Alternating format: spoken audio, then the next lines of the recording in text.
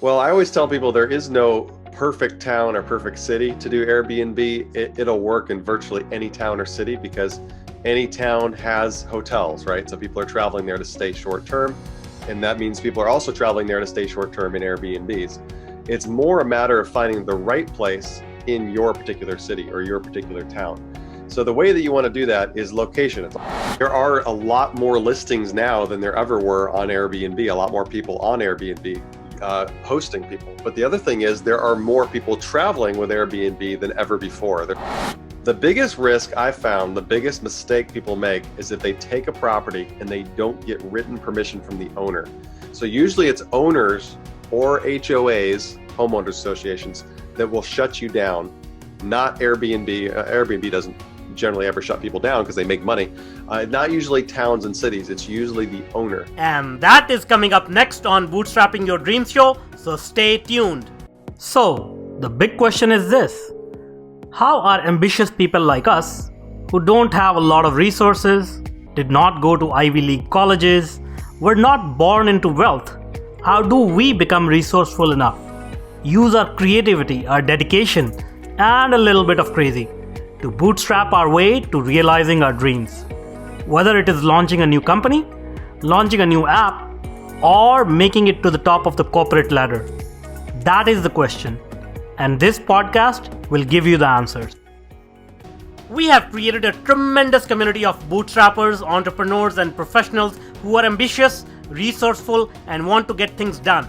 We brainstorm, support, and help each other out. So come join us. Navigate to bootstrapping.group. Join today and get the Startup Founders Technology Accelerator video series absolutely free. If you enjoy this video, then do let us know by hitting that like button now. Or if you want us to improve our content, then go ahead and hit that thumbs down button and give us your honest feedback in the comment section below. Here at Tatternoodle, we are passionate about entrepreneurship, technology, and innovation. Every week, we bring you insightful and engaging videos, interviews, tips, tricks, and strategies to help you grow your business or rise in your corporate profession. If you're new here, please do consider subscribing and do not forget to hit that bell icon so that you are notified when we publish new content. Hello and welcome to this new episode of Bootstrapping Your Dreams show. I'm your host Manuj Aggarwal, and today we'll be talking with Brian Page. So Brian became a millionaire in his 20s as a residential real estate investor, only to lose it all in the historic crash of 2008. And we all had our share of sorrows there. Starting over with no credit or ability to buy property, Brian discovered a way to use other people's properties to earn income. He went on to make six figures in 6 months and over 300,000 in his first year, renting and listing properties on Airbnb. Realizing that no one at the time was teaching how to build and scale an Airbnb business, Brian created a training program called the BNB Formula, and he will tell us all about it today. Welcome, Brian. Hey, thank you. Good to be here. All right. So it's a very interesting story that you have. So let's go back to the beginning and tell us a little bit about how you became a millionaire in your 20s. Sure. Well, I got out of college. I was doing these different jobs that I hated. I went into my chosen field of study, which was hospitality. I actually worked for a hotel, a resort, and I hated it. And I didn't know what I wanted to do. I didn't like the idea of working for somebody else. So I started looking at business ventures and entrepreneurial type things. And everything that I did failed miserably. I couldn't find anything that actually worked. I tried network marketing. I tried all kinds of different things. None of them really worked for me. And so I started studying books on how to create wealth. And I found that a lot of people create wealth either through bringing their companies public or investing in the stock market, or they do it through real estate. And so I focused on real estate, and that's where I put all my effort and became a real estate investor when I was very young. And that was how I first made my first million. I see. And real estate is sort of a mysterious market. Like there's a lot of things that you need to learn. So and then obviously it's a high risk game, high investments and all that.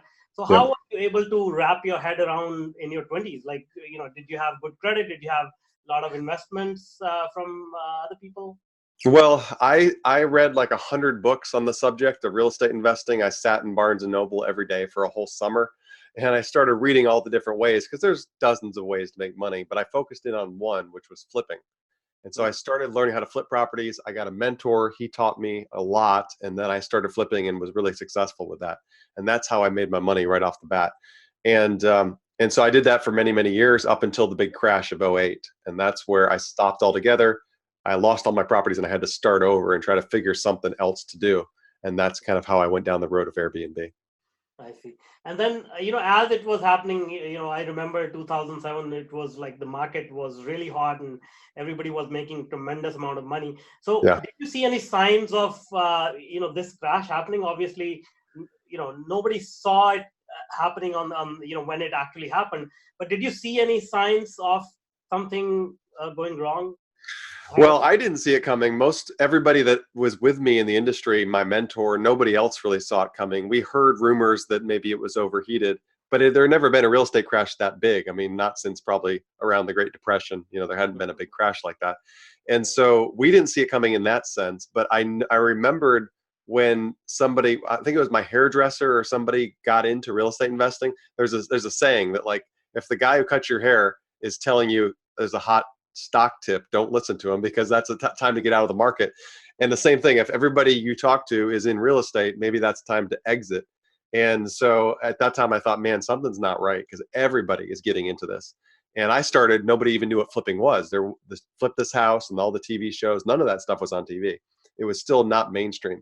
And then suddenly everybody wanted to do it. So I kind of feel like that was an indicator. But anybody who said they really knew that it was coming, I think that they were probably surprised at how bad it was when it actually arrived. And I think that this could happen again. I don't know that we're right on the verge of it, but there will be another real estate crash, no doubt, and sometime in the next decade, or 5 to 10 years at least. I see. All right. So now moving forward, you lost a whole bunch of money. That must be a very tough situation to be in, and mentally it is quite draining. And how Yes. did you manage to sort of dust yourself off and pick yourself up and start a new business, new venture? It was very hard. I didn't, for many years. I didn't. I just stumbled around. I was essentially trying to do nothing. I was trying to do as little as possible because I didn't really want to fail again. And so I didn't do anything for quite a few years, and just kind of did the minimum to pay the bills. And finally, I think I got to a point where I was just disgusted with myself, and I was ready to say, all right, I'm willing to try something, but I want to do something new. I don't want to go back to what I did before. And so I was looking for a new thing. What would be the new thing that I could do? And a lot of the things out there were really technical. They were very difficult. I didn't think that they had a high chance of success, but I knew that if I could create cash flow, then it could solve my financial problems, because really cash flow is what you need. And making a deal happen, like flipping a house, is great. But if you don't flip another one for a few months, it's something where it's not consistent. I want a consistency. And so I found a way to create that cash flow through Airbnb, but without owning any property. I see. And so how did you come across this opportunity with Airbnb? Was it like any specific event that happened in your life, or was it also through studying other mentors or other people who may be doing something similar? Good question. Well, I was just doing Airbnb with my room, like a lot of people. I just had a spare room on Airbnb making me money, but it wasn't something that I thought I could scale. I didn't know how to scale it and go get a bunch of properties. And then I started learning that you could control properties through leases. And if you got permission of the owners of these properties, you could put them on the site and start making money. So that's what I started doing. And I started getting lease after lease after lease, and put these properties on the site where I could make 2 or 3 times more than what I was paying for them. And that's kind of the whole name of the game. The way that you do it is you either lease the property or you partner with the owner and you split the revenue that you make. I see. So now, in order to enter a lease, like, don't you have to have some sort of investment, or some security or some assets that you can show, or is it fairly easy to get a lease on a property? It depends. The way I did it, when I started out, I didn't have much money at all. I think I had a few $100. My credit was decimated, so I didn't have good credit because of the real estate crash. And the only thing I had going for me was was already paying rent to my current landlord, and I had landlords before that, owners before that, that I could get to essentially be my what am I trying to say? They could be my referrals. So I put them all those references and referrals on a piece of paper, and I went and approached somebody and I said, "Look, you check my credit; it's not going to be good, but I pay my rent on time, and you can talk to this guy and find out that I do that. And if you're willing to work with me, I will pay the rent on time to you, and you'll have no problems from me. And not everybody said yes, but I had enough people say yes to me doing that I was able to start building my business. So the excuse that anybody has that they don't think they can do it because they don't have the money or they don't have the credit, it's just not a good excuse, because I started with literally from nothing. And so you could do that. Now, if you don't want to sign a lease, you want to do it the way that there's absolutely zero risk, then you just talk to the owner and you say, look, let me list that property on Airbnb and we'll split everything 50-50. And a lot of people are willing to do that. Okay. And what are some of the things that you need to consider when you're looking at a property? Like, obviously location is one, but what are some of the things that you look at when you think that, okay, this property will do good on Airbnb? Well, I always tell people there is no perfect town or perfect city to do Airbnb. It'll work in virtually any town or city because any town has hotels, right? So people are traveling there to stay short term. And that means people are also traveling there to stay short term in Airbnbs. It's more a matter of finding the right place in your particular city or your particular town. So the way that you want to do that is location. It's all about location. I mean, it's also about condition. You don't want to get an absolutely trash junk property. It's not going to work. So it's got to be in good condition. But assuming the property is in good condition, it doesn't so much matter if it's a 1 bedroom or a studio or a 3 bedroom or a 4 bedroom house. It doesn't really matter. What really matters is where is it located in the city. So if you're in a city that's near the beach, then obviously you want to get a place close to the beach. If you're in a place that's known for big conventions and you can get a place near the convention center, then that's where you want to be located. Maybe you're in a college town. If you're in a college town, which is very lucrative, by the way, then you want to get your listings as close to the college as possible because everybody comes to that town for that college. So you got to figure out who are you catering to and get a property that would fit what they're traveling there for. And there's all kinds of ways. There's like a couple dozen reasons why people travel on Airbnb, and you just got to figure out which one works best for where you live. I see. And so let's say, somebody went out and they secured a property, they leased it or partnered with the owner or whatever. What are the next steps? Like, do you have to redecorate the place, or you have to, obviously maybe make it look good and take some pictures? How does that all work? Yeah, well, it depends. I like to focus on furnished properties. You can find them, they're out there. You get a furnished property, then you have very little work involved. You're just going to take photos, put it on, list it, and get ready to go. If it's unfurnished, then you're going to have to invest in that. And it does cost a little bit of money to do that, but you get that back pretty quickly from the money that you make. So it pays you back in your pocket what you put out. But essentially, I talk about that in depth. Like, how do you furnish a property and how do you stage it properly so that you get the maximum amount of money out of that unit? And I'll give you an example of why this is so important. I have a 1 bedroom unit and it's in a building where there's another 1 bedroom unit that's also on Airbnb, but I get $100 more per night for the same exact unit. The reason is because when you see my unit, it's beautifully decorated, it's beautifully staged, and it's properly photographed. The other unit has boring furniture. It's not in any way staged, and it's not photographed correctly. So when somebody sees these two units, they think, oh yeah, there's no comparison here. I'm going to go with Brian's unit. So I can command more money, I get more bookings, and I fill my calendar up. So there's a whole bunch of nuances to it. But yeah, you want to make sure that if you don't know how to design and how to decorate a place, you get somebody to help you that does. I see. And how about operations? Like, there may be like cleaning up services needed, fixing maybe whatever, Yeah. appliances are there, whatever. So how does that work? Who takes care of all that? Okay, so when you start getting a whole bunch of these listings, you start finding a lot of little things creep up. So you're going to have people messaging you. Somebody has to talk to those people.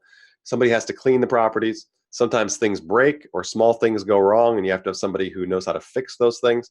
So what I teach people, the thing that I really specialize in is not getting somebody one property on Airbnb. That's not what I'm about. What I'm about is once you start building a big business on Airbnb, how do you automate everything? And the way that you do that is essentially outsource everything. So you outsource it by finding a really good cleaning company, and then you get a virtual front desk set up. And this is just it's really a complicated way or a fancy way of saying like a virtual assistant. So you get a virtual assistant who operates your B&Bs like a front desk, like at a hotel. So somebody can call them, somebody can text them or message them through the app, and they're always available, ready to respond to those guests, and they manage the cleanings, and they manage if something breaks on the property, or they got to get a handyman out there to do something. They manage if the guests get locked out of the properties. Any of those number of things happen, they go through this person, and you pay them a few cents of every dollar. So I have a motto: I'd rather make 95 cents of every dollar and do nothing versus 100 cents of every dollar and do it all myself.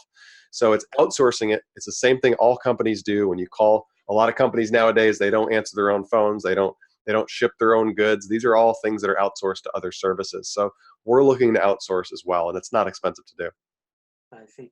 And what about competition? For example, let's say if it's a popular area, there may be hundreds of listings on Airbnb for similar units. Yep. So how do you how do you find the occupancy rate is? Because that's one of the biggest challenges that most hotels face. So how do Yeah. you make sure that you fill up those places? Well, people ask me this all the time. There are a lot more listings now than there ever were on Airbnb, a lot more people on Airbnb hosting people. But the other thing is there are more people traveling with Airbnb than ever before. The estimates vary, but somewhere around 1 million people a month are signing up to use Airbnb for the very first time. I know that sounds insane, but 12 million people a year minimum are signing up to use it. And the number of people that are hosting is not anywhere close to 12 million. So there's always a demand. The demand is continuing to grow year after year. It has not stopped. And so somebody's got to host all these people. And the short answer is that every area, I'll give you an example. Let me tell you a story. I had somebody reach out to me from Dallas, Texas, and they said, Brian, I just found out there are like 2,000 listings in Dallas, Texas on Airbnb. How in the world am I going to compete? And I said to them, I said, how many people live in the Dallas-Fort Worth metro area? And they were like, so many millions. I don't know, it was millions of people. And I said, so millions of people live there. How many people travel there as tourists every year? And it was something like millions of people go to Dallas, Fort Worth every year on planes, just traveling there as a destination. I said, so you have millions of people living there, millions of people visiting there, and you're worried about 2,000 Airbnb listings? Yeah. So when I said that, they were like, oh, okay, I get what you're saying. It's not a lot. And that's the case with most places. So that's the key. You got to realize that there's a lot of opportunity out there. There's a lot of demand, and you can also stand out from your competition. And what I teach will put you in the very, very top listings, the very top is compared to everyone else that's doing Airbnb. I see. And what about the rules and restrictions that Airbnb is changing all the time? Because I've heard some stories where people got kicked out of Airbnb because they left a negative comment or whatever, like small little things here and there. So what is your experience with those? Okay, well, Airbnb, the restrictions are, and all the laws are changing fast. It's the same thing that happened with Uber. When Uber was a disruptive company, when they tried to go into places like Las Vegas. Las Vegas said, no, we're not going to allow it here. And yet over time, people started using Uber more and more, and they started winning over all these cities. And now Uber is basically everywhere. The same thing is true of Airbnb. It's disrupting the hotel industry. So it's a big threat to hotels. So big cities where hotels are powerful, like New York, San Francisco, Atlanta proper, places that are, these unions are very powerful. Airbnb is being shut out, and it has been shut out. So we wanted to do some research on this. So we spent a lot of time researching what's going on with the regulations, and we studied 2,000 cities across the US, basically every city over 30,000 people. And what we found was really interesting. We found that only 8% of cities do not allow home sharing. 92% do. So that means 9 out of every 10 towns and cities in the US, just about all of them, allow home sharing. And if you happen to be in one of those 8% that don't, you can simply just go to the next town. You can get in your car, drive 20 minutes, and pick up a property there. And that's what my students are doing, because I have students who are doing really well in San Francisco, in Manhattan, in big cities where it's not allowed. And I ask them, how are you doing this? And they say, oh, well, we just drive across the river to New Jersey, or we go to the next town over, and that's where we get our listings. So that's the way you do it. So it's just like anything else. You can't open a commercial business in a residential neighborhood. It's not allowed. And same thing with Airbnb. You got to go where it's allowed. But thankfully, you don't have to go far. You can just go a short drive from where you live and pick up properties there. I see. All right, and then every business has some sort of risks, some sort of things that you should be aware of and stay Yep. away from. So, what are some of the risks involved in it? What should you be careful of when you get involved in something like that? That's a good question. I've never been asked that one before. I think it's a great question. The biggest risk I found, the biggest mistake people make is if they take a property and they don't get written permission from the owner. So usually it's owners or HOAs, homeowners associations, that will shut you down, not Airbnb. Airbnb doesn't generally ever shut people down because they make money. Not usually towns and cities. It's usually the owner. So people will take a property and they'll be sneaky about it. They'll lease it and they'll put it on Airbnb and they won't tell the owner. So I don't teach that. I teach that you have to get it in writing. You have to get it signed and in writing that this owner is letting you do that. And that's one of the biggest mistakes that I see. And I tell people, do not do that. So that's risky if you do it that way, which some people have been known to do. So I do not teach that. The other, it's not really a risk because I don't think it's a risk at all once you understand what you're doing, is leasing the property because you're signing up for a year. You're committing yourself to a year of payments. So if people don't feel comfortable signing a lease, they're not confident it's going to work, then I tell them what you need to do is you need to partner with somebody. So you need to go to the owner, agree to list their property, show them how they're going to make more money by doing that because they will. And then after you brought money in on that property, let's say you're renting for 1,000 and you're partnering with the owner and you make 3,000. Give the owner two and you keep one, right? Because you're giving them the $1,000 that they want, give them the additional $1,000 in profit, and you keep 1,000 for yourself. So now you're making $3,000 in revenue on this property. You know that you can confidently now go out and lease another property for $1,000 a month, and it's not going to be a risk. So that's what I tell people. So to me, it's not risky at all. But if some people feel that it's risky, that's how you do it. You partner with owners. So beyond that, I mean, a lot of the horror stories that people think happen, like people getting hurt or people destroying properties, these things are extremely rare when they happen. They're extremely, extremely rare. It's much more likely to happen with a tenant, just a normal tenant that's renting a property long term. Those are generally the situations where you have major damage to a property and you have liability issues and all those kind of things. And there's ways to insure for all these things. So hope that answers the question.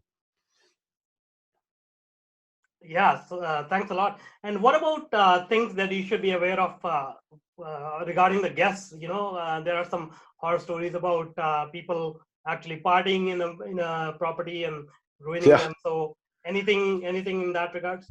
Well, yes, Airbnb gives you a $1 million host protection guarantee, which means you have $1 million of coverage if something goes wrong. So that's the first thing. They do that for all hosts on Airbnb. The second thing is you can charge a deposit so that you can put a hold on somebody's credit card for $500. And if they do any kind of damage, you get to keep some of that money. You just tell Airbnb, hey, here's the damage. Now, above and beyond that, what I tell people to do is get supplemental insurance. It's not expensive. There's companies now, that's all they do is they insure B&Bs. And you just call them up and say, I need insurance for this property. And you can insure a property that you don't own as well. And so that way you're 100% covered. If that property burns to the ground and somebody were to sue you and the owner, all of that is covered. You are 100% protected. So I've never heard of that happening to one of my students. It's never happened to me, whether being sued or having major significant damage to a property, but it could happen. And if it does happen, if lightning strikes, then you're covered and you're protected. And what about scalability of this? Like you were saying that you can scale this business. So how big can it scale? Well, I have a multiple six-figure business with mine. I have a lot of students that are doing that are over $100,000 in net or multiple hundreds of thousands. But there are a lot of people that are doing millions of dollars. Actually, Forbes estimates that several hundred people are doing that. I have two students that are approaching $1 million a year. So that's pretty exciting that they've done even better than me. So the scalability is, it can be a significant revenue, a significant amount of money if you want to scale it up. And what about logistics? So you mentioned that you outsource everything, but at the end of the day, if you're running a business with all these properties, there will be work involved. Like you'll need to coordinate all these things. So how do you like scale your ability to manage all this? Yeah, well, that's what I teach. That's exactly what I teach is how do you remove yourself from the day to day? Because really all I want people to be doing is spending their time looking at new potential properties. That's really where you should spend all of your time. And so I work a few hours a week. That's it on that business, just a few hours a week. And that's how most people do if they do what I teach. So the idea is to not create a job for ourselves, not create something where we're like a hotel manager. We don't want to do that. If you want to do that, great. It's a fun business if you want to be a hotel manager, but I don't want to be. I'd rather just make the money and outsource it. So that's essentially a whole process. That's my formula that I teach. The B&B formula is how to remove yourself from that whole process. I see. And what are some of the other skills that you need? You said photography and things like that, which obviously you can hire people for. But are there any core skills that you need or experience that you need to enter this business? No, thankfully, if you've rented a property before, ever, you kind of know how half of it works. It's really not any more complicated than renting a property. And if you know how to operate apps on your phone, most people know how to use an app. Airbnb is a very simple app to use. And there's some other things you might want to learn, like you might need to know how to stage a property and that kind of stuff. But there's nothing technical about it. You don't need a license to do this. You don't have to be a real estate investor. You don't have to know anything about computers or technology or any of that kind of stuff. It's it's in a lot of ways simple, but complex. It's simple to figure out, but it's complexities to it that you want to learn, especially as you scale. And I'm going to make it really simple for people as they scale. I see, I see. And now, being a devil's advocate, like we are, so this business is sort of relying on one company, Airbnb, Yeah. for for basically the whole business, right? And so Yeah. we know that, let's say if Airbnb changes their rules or goes out of business, or so what, is it? Do you consider that a big risk from that perspective? Well, actually, I've never been asked that question either. That's a good one. So there are other sites out there. There's VRBO, there's HomeAway, sites like that, and they're competitors to Airbnb. Airbnb is by far the biggest, and they charge the least amount of fees to the hosts, which I love. Yes, you are building your whole business on Airbnb, but it's no different than building a whole business on Amazon. I mean, Airbnb is the Amazon of their industry.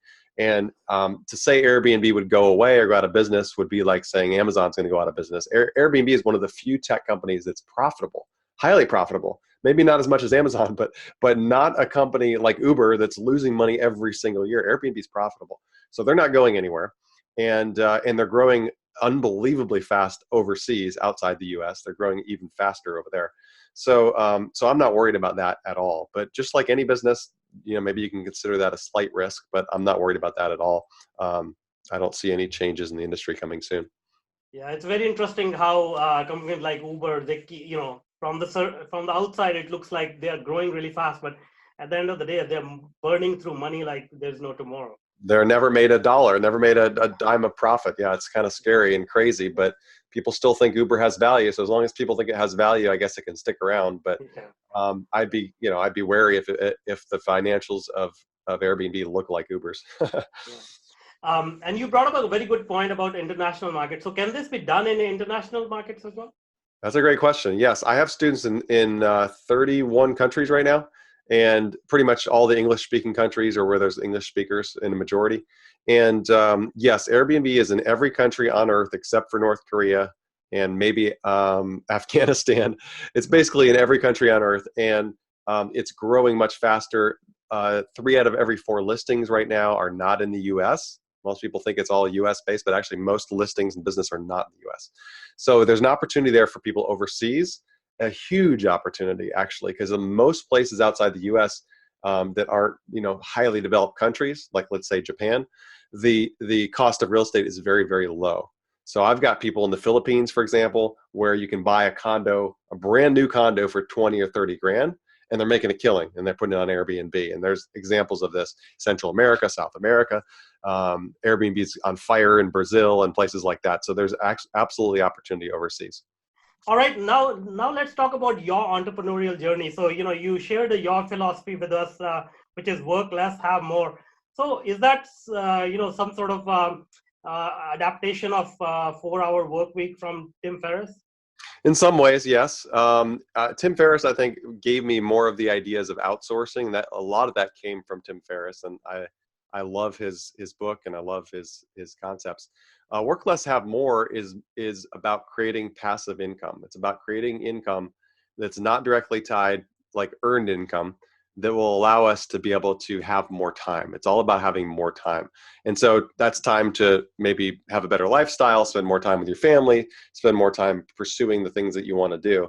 But I believe that if you can have money coming in, like you can with Airbnb, where it's either passive or semi-passive, where it's very little time involvement, that's the goal. That's where you want to be. It's not just making money if you got to hustle 80 hours a week to make that money. So there are many things that you can do that you could be very profitable and become wealthy in, but they take all of your time. And so what I want to do is find ways to give people back more of their time. There's many countries on earth where people don't work 50 hours a week like they do on average in the US. And I think it's more healthy to work less. So in the Western society, everything is focused on work. Work is the core. If you ask somebody, who are you? They're always going to answer with what they do. I'm a doctor. There are other ways to answer that question, but we always answer it with what we do for a living. So I think that there's a new wave of people that are coming, especially the millennials. They don't identify anymore with what do you do? That's not the question they want to answer. They want to answer the question, what are you interested in? What are you into? What are you passionate about? And that's what they identify with, not what they do for a living. So I think the same way. I feel like there's so many more ways to spend your time in your life than just working all the time. And I think most people just don't know how to do that. They don't know how to create that source of income. And so that's what I'm really passionate about doing. That's great. And the theme of the show is bootstrapping. So did you bootstrap this business? I did bootstrap. Yeah. When I started, I had the room on Airbnb. I was renting a place. I didn't own my own property. I was making a few $100s a month on that room, and eventually, even more than that. And I saved that money up and I used it to get my first standalone property. So I did that. And then from there, I bootstrapped it into the next property and the next property and the next property. So starting with almost nothing and bad credit, I bootstrapped my way into several $100,000s a year just on that Airbnb business. Awesome. And what are some of the advantages that you can share about bootstrapping with the audience?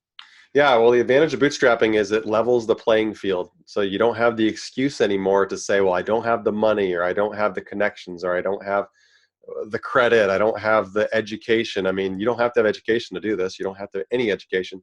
It's really just your desire and your willingness to go do. And if you can do that, you can bootstrap your way to many different things. And that didn't used to be true. 100 years ago, maybe you had to be skilled at something. You had to be a blacksmith. You had to know how to do something skilled to be able to go into the marketplace. And now with the internet, anybody can jump in and do a lot of these things and make money. There's so many ways to make money now without any limitations. So that's what I think about bootstrapping.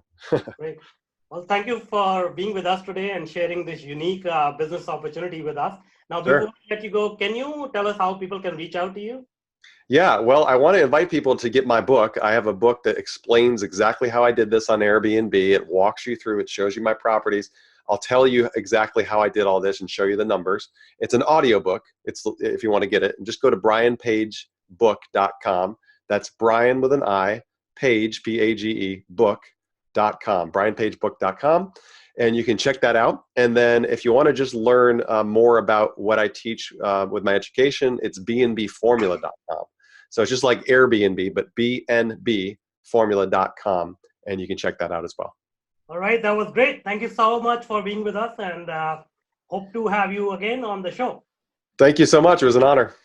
And that's all for now. Until next time. Now, if you're an entrepreneur or a career professional, then I invite you to join our growing community. Navigate to bootstrapping.group. As a welcome bonus, you will get the Startup Founders Technology Accelerator video series and Mastering Your Inner Game video series absolutely free. This series of short videos address some core issues which are instrumental in helping you move forward in your business or career. The videos are yours to view and share for free. No obligations or strings attached, except for one. You have to take action and implement it. So join us today. Navigate to bootstrapping.group. If you want more engaging videos and insightful interviews with industry's thought leaders, then check out the other videos we have picked for you. The link is right there. And if you want to be notified about our new content, please do consider subscribing to our channel.